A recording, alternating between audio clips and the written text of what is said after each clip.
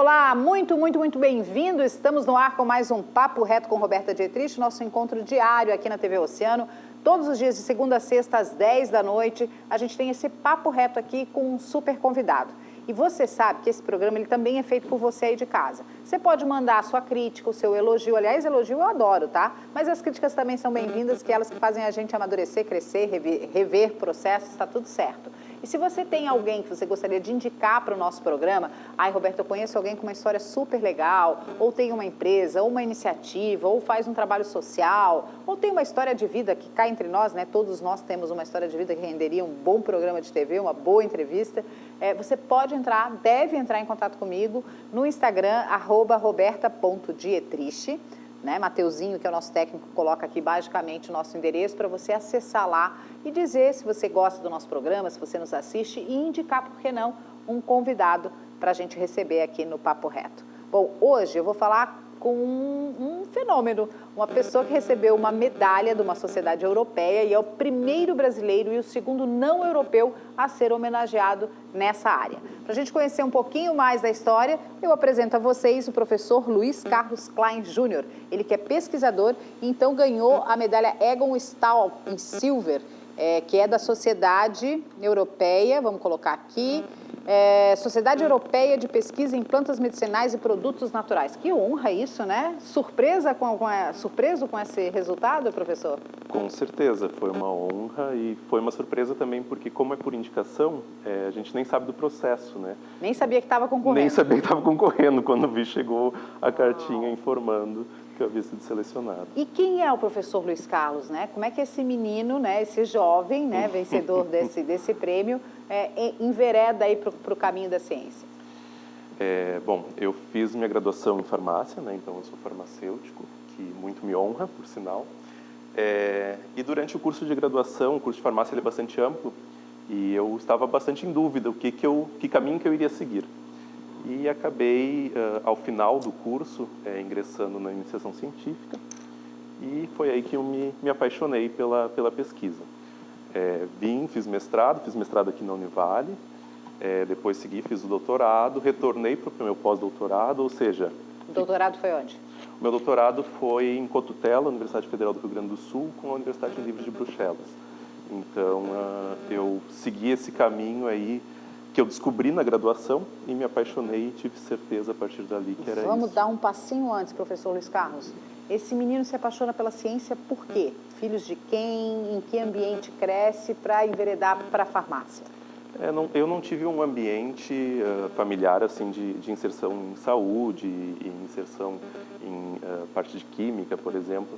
A minha família, meu pai é economista, minha mãe é contadora, né? Então, em teoria, eu iria seguir pelos números, né? Porque da região que eu nasci tem muito forte o ramo coreiro calçadista, né?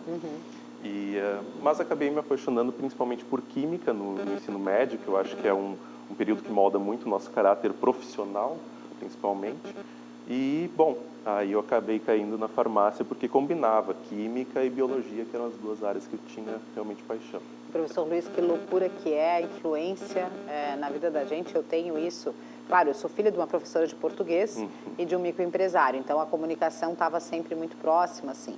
Mas, de fato, foi o estímulo da escola que me fez ir por esse caminho. Eu tive professoras de português sensacionais ao longo da minha vida escolar, que sempre me motivaram, que percebiam em mim ali uma vocação, um talento e que faziam com que eu tivesse ainda mais vontade de aprender, de fazer, de criar, de escrever, de falar. Enfim, eu fui muito estimulada na escola. Eu quero mandar um beijo ao Colégio São José, onde eu tive essa formação ali em Itajaí, da pré-escola até o terceirão. E agradecer todo o ambiente escolar, colegas e principalmente os nossos professores por me proporcionar essa escolha tão acertada que me faz tão feliz, porque é tão bom quando a gente encontra o seu lugar no mundo. Com certeza. Eu demorei um pouco, né, porque eu fui descobrir isso no fim do curso, né? Mas foi interessante porque é um processo que eu acabei passando por estágios e conhecendo outras áreas da profissão, e lá no fim eu descobri aquilo que eu realmente me apaixonei, que era a pesquisa e a docência, né, que hoje estão casadas. Né?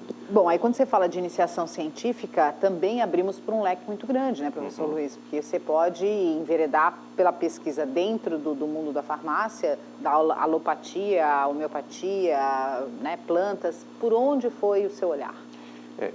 Na época eu fui convidado por um professor, professor Carlos Vasques, a participar de um trabalho com fitoterápicos, né? Onde eu fiz graduação. A farmácia antigamente ela tinha 3 ênfases, né? Nós tínhamos uma formação básica e depois a gente escolhia uma ênfase, poderia ser em análises clínicas, em alimentos ou indústria.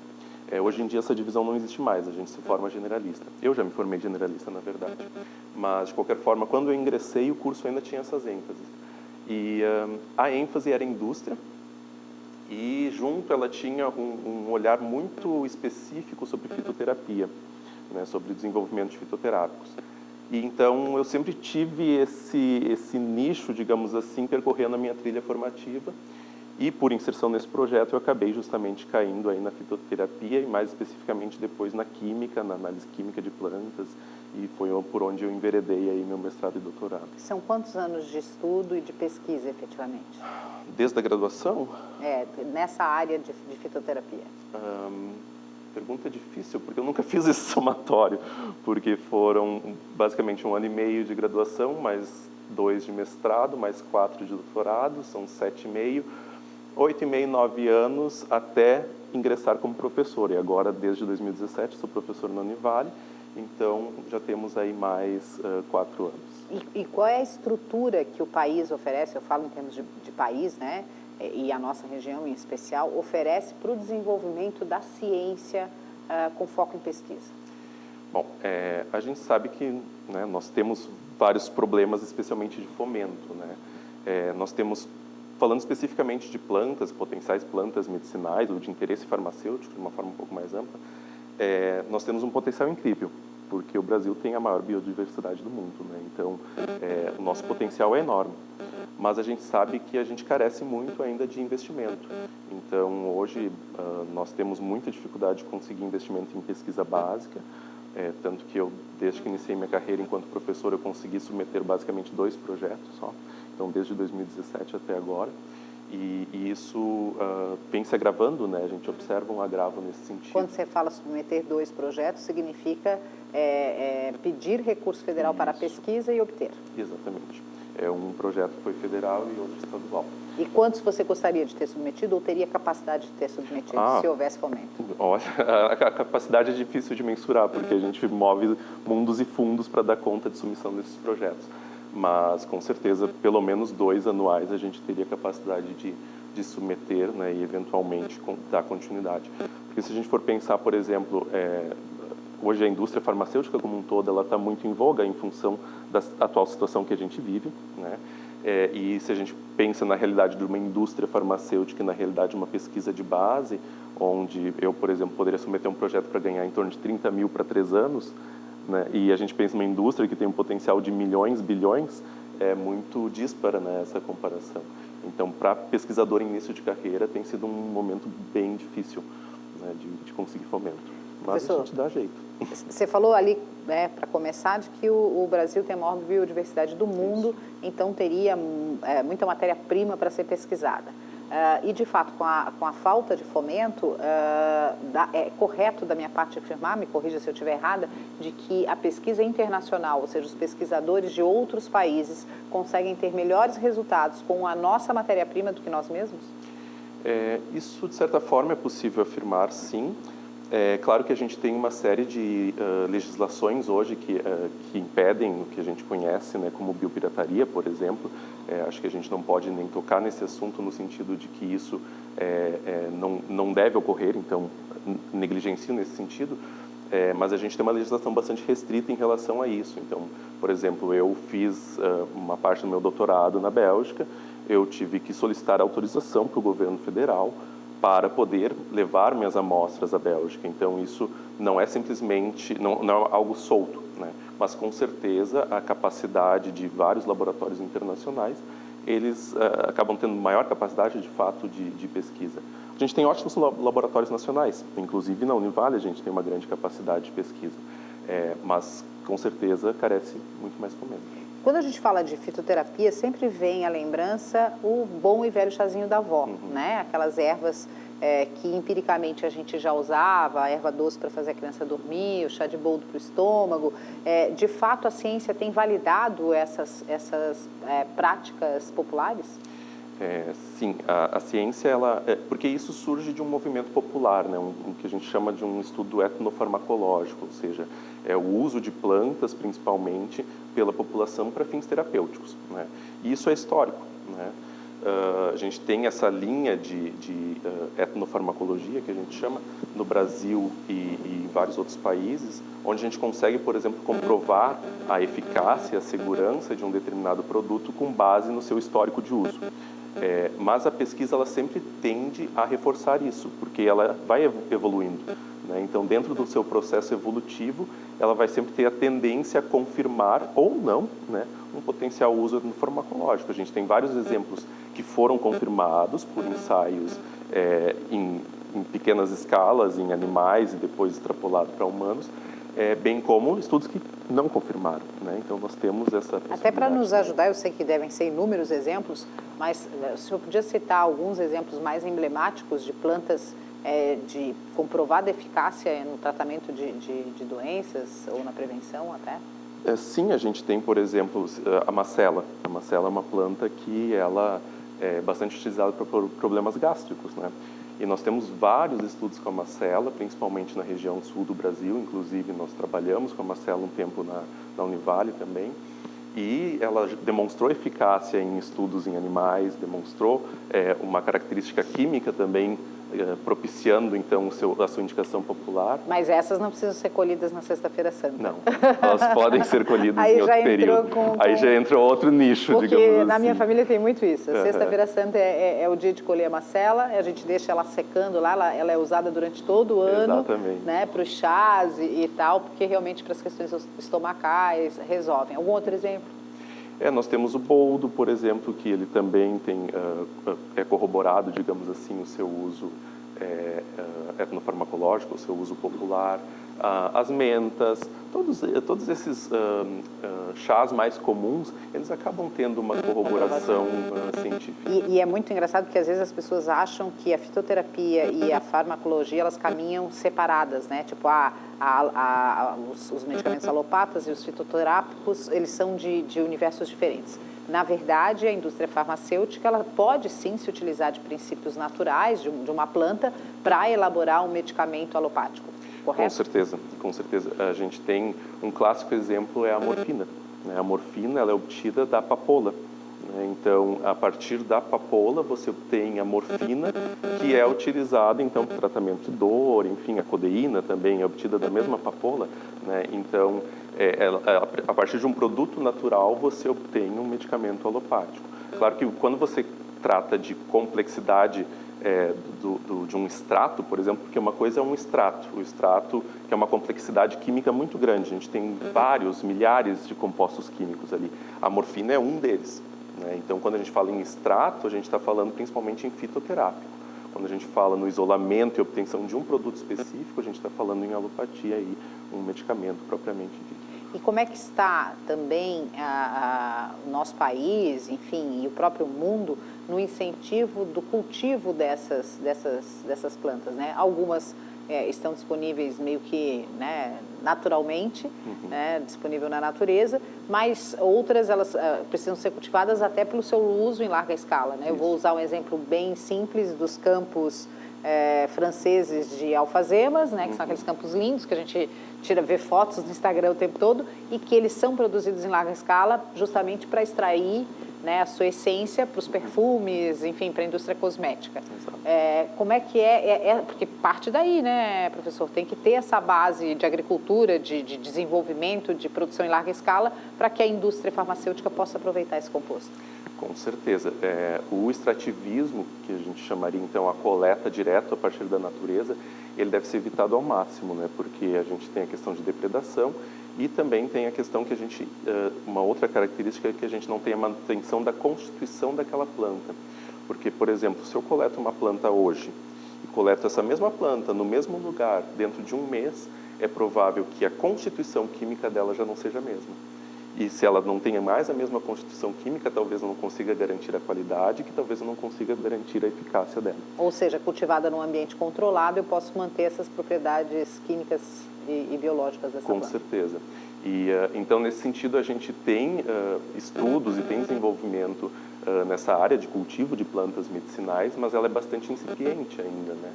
Porque, novamente, a gente tem a carência de recursos e muitas vezes isso acaba vindo até de outros países. É engraçado, porque a gente tem muita matéria-prima que a gente usa aqui, mas que vem da China e da Índia, por exemplo, né? E a gente teria um potencial, seja climático, seja de território, para cultivar, mas a gente acaba muitas vezes não aproveitando. Não tendo esse incentivo também, exatamente, né? É mais fácil plantar soja, que dá mais dinheiro. Transgênica de preferência. Gente, transgênica de preferência. Eu vou dar uma breve parada e eu volto no próximo bloco para contar para você exatamente qual foi a pesquisa, qual foi o resultado de estudo do professor Luiz, que rendeu a ele essa medalha da Sociedade Europeia de Plantas Medicinais e Produtos Naturais. Volto já já.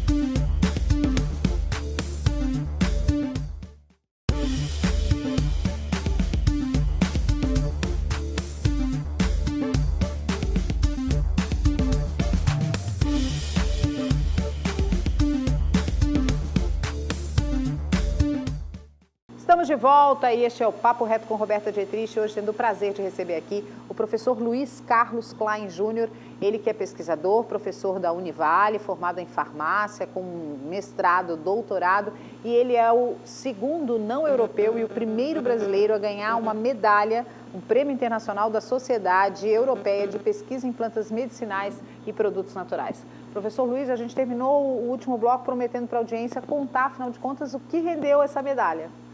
Bom, essa medalha, de fato, ela não é baseada numa pesquisa exclusiva, ela avalia a trajetória do pesquisador durante sua carreira, né?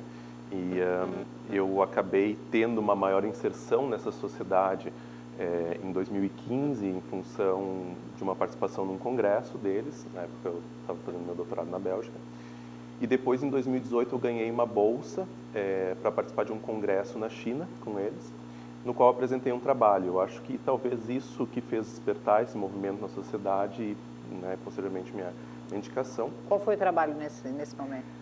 Eu apresentei um trabalho que ele veio a partir do meu doutorado e seguiu, né, posteriormente, enquanto já na minha carreira de professor, que eu trabalhei com análise química e farmacológica de uma planta que ela não é popularmente utilizada, o nome científico é Psychotria nemorosa, mas ela é parente de uma planta utilizada na preparação de uma bebida chamada ayahuasca, Sim. que é utilizada no ritual do Santo Daime. Sim.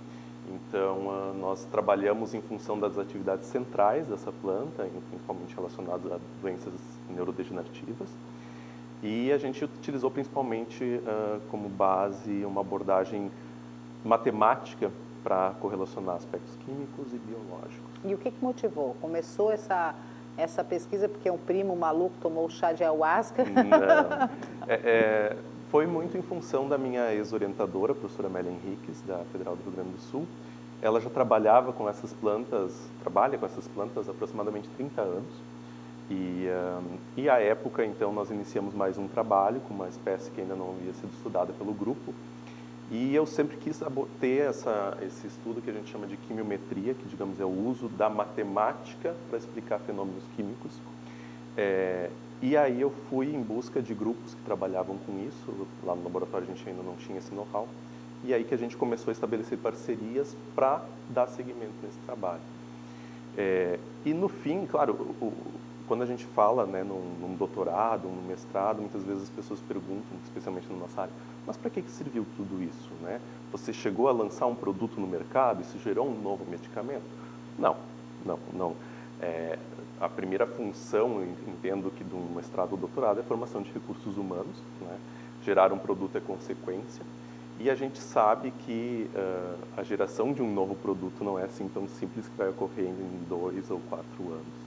Né? Mas, no fim das contas, é um processo que a gente tem ainda trabalhado com essa planta.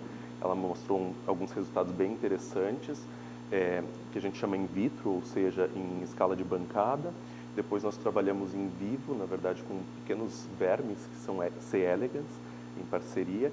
E nós vimos que eles têm a capacidade, de fato, de diminuir a morte neuronal causada, por exemplo, pela doença de Alzheimer.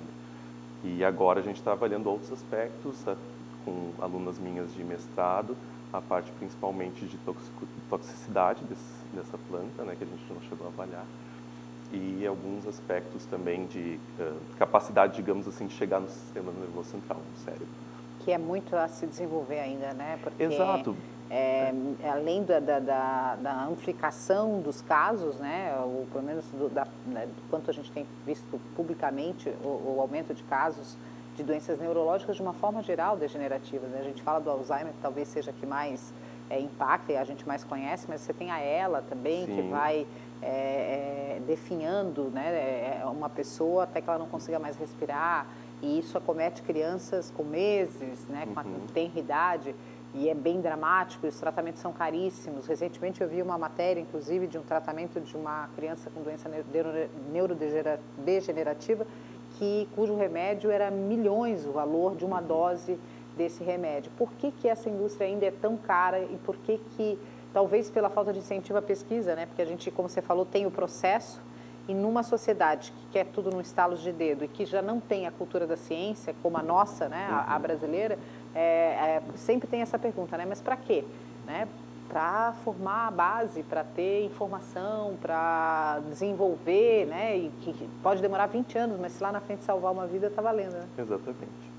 E quanto particularmente às doenças neurodegenerativas, de uma forma geral, a gente tem observado um envelhecimento da população, né? A gente tem um aumento de expectativa de vida.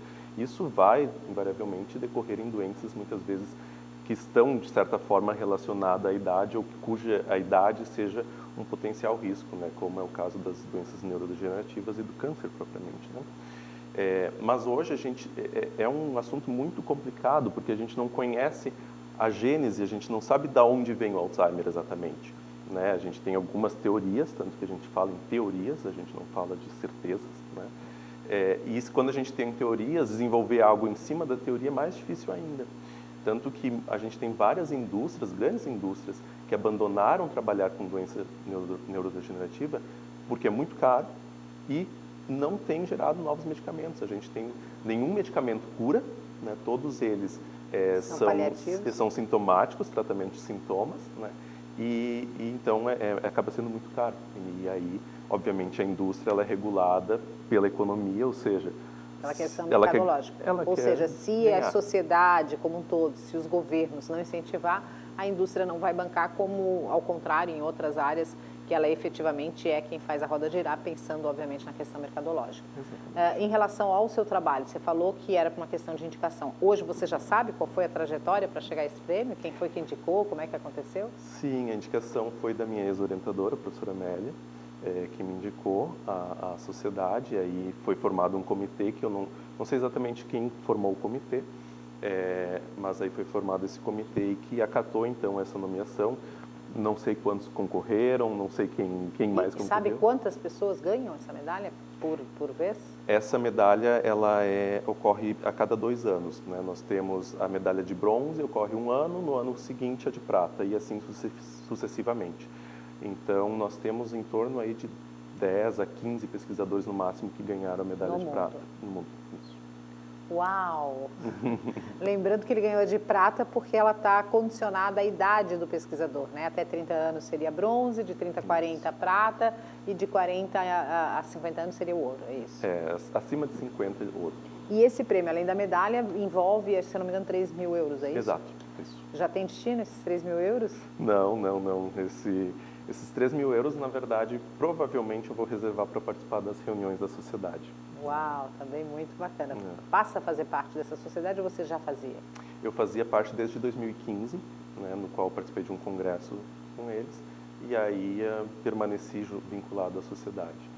Bom, hoje você também é coordenador do curso de farmácia da Univale, né? Isso. Como é que está a estrutura? Eu sei que a Univale evoluiu absurdamente na estrutura do curso, tem a farmácia própria, tem pesquisas desenvolvendo. Esses tempos atrás tinha, se eu não me engano, acho que era de arnica, uma pomada, alguma coisa que também foi lançada, e aí sim, já no mercado e tal.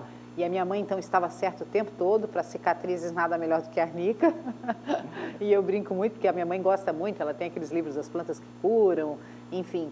E ela é, sabe, daquela velhinha que a gente diz, mãe, olha, minha filha está com dor de barriga, vai lá no quintal da avó e pega lá a planta tal, que a avó vai fazer um chá, tem que macerar, outros tem que ferver, a forma de fazer. Então, assim, é uma pesquisadora, obviamente, amadora, mas que gosta muito desse tema. Tenho certeza que ela vai nos assistir aqui e vai querer saber mais. Minha filha, me conte mais.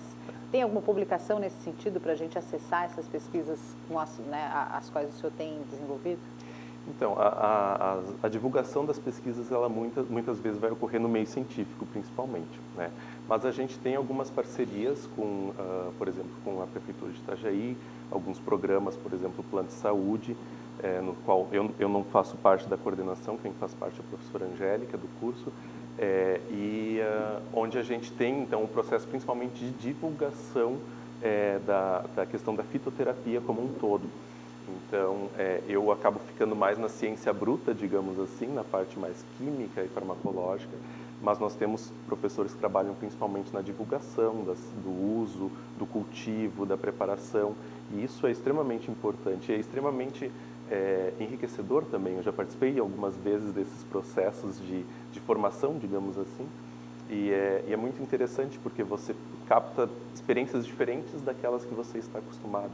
Porque o pesquisador tem um pouco dessa dificuldade de se vincular à população, né? E isso realmente talvez seja uma falha nossa, justamente porque não divulgando e não fazendo esse processo, a gente acaba perdendo muitas vezes no retorno, né? Então, mas dentro do curso de farmácia propriamente, nós temos uma grande tradição em plantas medicinais, né? O nosso magnífico reitor, o professor Sequinel, trabalha há anos nessa temática, inclusive está à frente de um processo de patenteamento de um novo fitoterápico. E então nós temos esse know-how dentro da instituição. Nós temos o curso de farmácia, nós temos o programa de pós-graduação em ciências farmacêuticas com mestrado e doutorado. E então isso permite a gente ter um trilhar bem alinhado no desenvolvimento dessas pesquisas, especialmente na área de produtos naturais, fitoterapia. Então, como pesquisador, como farmacêutico, você olha para o campo da ciência com otimismo? Sempre tem que olhar, se eu não olhar com otimismo, quem vai olhar, né? Então, eu estou investindo minha vida nisso, eu estou investindo meu tempo nisso. Então, eu tenho essa expectativa constante de que a gente vai ter, sim, um futuro melhor para a pesquisa no Brasil. Bom, e é isso, está faltando holofote, está faltando jornalista lá para ajudar vocês a comunicar. E canais de comunicação.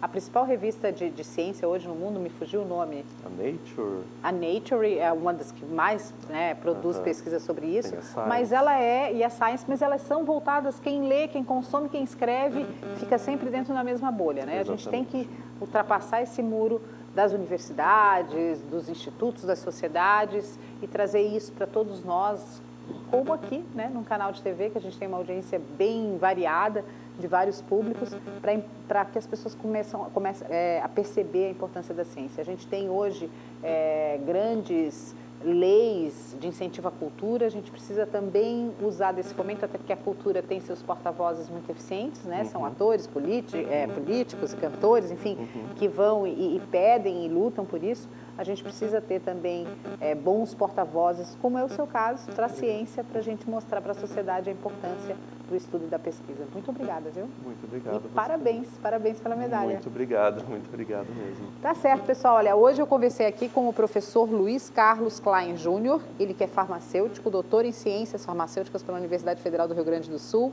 e pela Universidade Livre de Bruxelas. Desde 2011, então, é professor do curso de farmácia do programa de pós-graduação em ciências farmacêuticas. Em 2021, assumiu também a coordenação do curso de farmácia e acaba de ser o segundo não europeu e o primeiro brasileiro agraciado com essa medalha da Sociedade Europeia de Plantas e Produtos Naturais. Um orgulho para a gente e uma história muito bacana para incentivar aí, quem sabe você, adolescente, está pensando em enveredar pela ciência, tem um caminho lindo e a gente está precisando de muita gente nessa área. Espero que você tenha gostado. Beijo, até a próxima.